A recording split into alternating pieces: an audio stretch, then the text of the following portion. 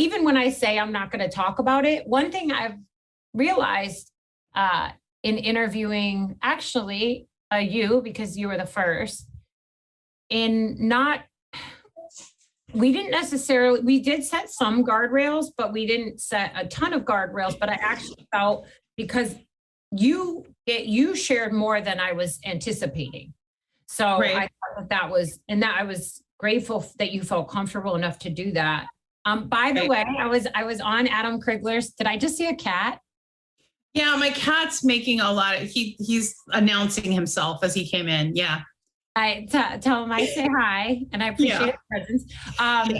I'm a crazy cat lady all the time. But I did an interview last night with Adam Krigler, and he said that you were absolutely amazing, and that you're, I forget what he said, and something, an amazing person. So that's so cool. He was amazing. It was really fun to be on his podcast and have that discussion. I think, one of the things that I would love to see, and I talked to Lou Godbold about this, who's a trauma expert and also a Weinstein survivor. She knows a lot about trauma-informed reporting, journalists. And I think we need that. Like, we need, for instance, like when I got, as you know, came forward, because we talked about this on your podcast, the questions was asked were just disgusting. They were all like, you could go down the list of rape myths, and they literally went down the list. And these were legacy newspapers, like Washington Post, New York Times, and then, CNN and MSNBC. These people were just, they had an agenda, and it was obvious, and they wanted to suppress the story because they wanted Biden to be their boy. And, it's unfortunate.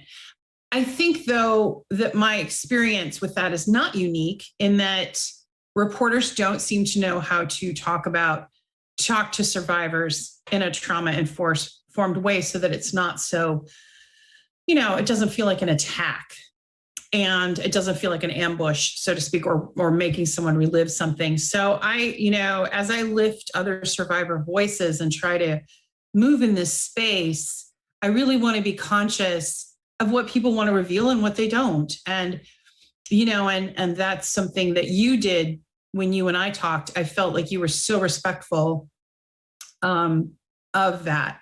And one of the things I wanted to get to is kind of, and again, just in your own words, like what kind of brought you to advocacy? Because with advocacy, there's a danger too of secondary trauma because I know I experienced that a little. I have to take breaks sometimes when I talk to other survivors, because there is secondary trauma, and it does. And sometimes you feel like they aren't going to get access to justice or anything at all.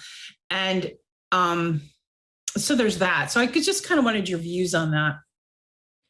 Yeah, what got me into advocacy was really just volunteering. After I had the opportunity to be free, I just wanted to volunteer to give back, because I've been really, really grateful, especially for the individuals that supported me along the way, even when I wasn't ready to support myself.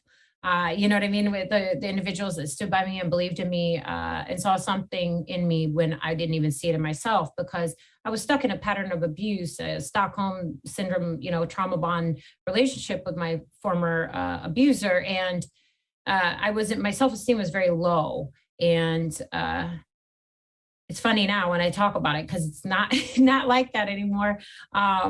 But my self-esteem was low. I didn't think I was really worth anything. And they just believed in me. And I've always looked at that free gift. And I said, if I could just give that, it was a free gift that was given to me that I wanted to start to pay forward. And as I started to volunteer, so because when I first started volunteering, we didn't have direct access to survivors because we hadn't been trained.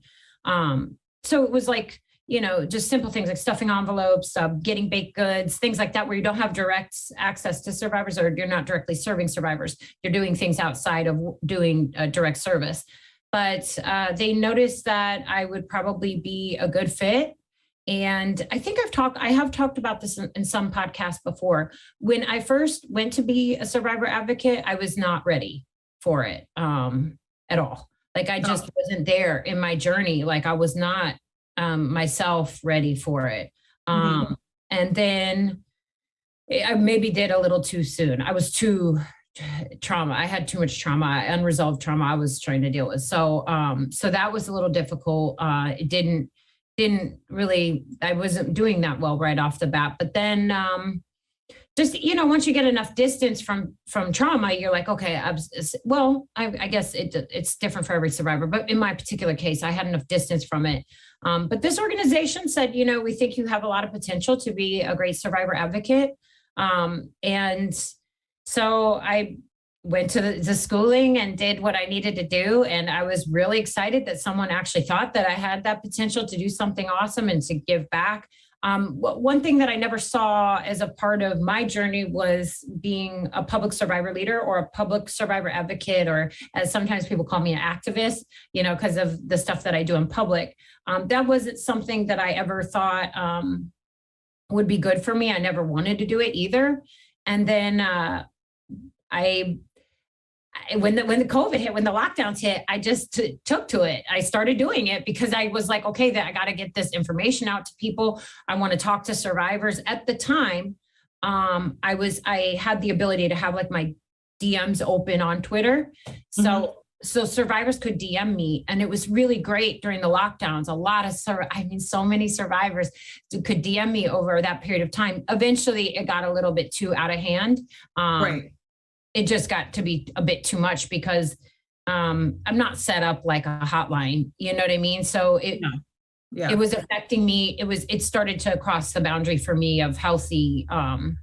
It wasn't healthy for me anymore, because I would like wake up in the middle of the night and see survivors in crisis and then not sleep. And then I had survivors from all around the globe messaging me. So it was actually, maybe the total ended up being 73 survivors in 6 different countries. Oh my goodness. Serve in that period of time. And it was a decent short period of time. And, and it just got to be a bit too much, where I wasn't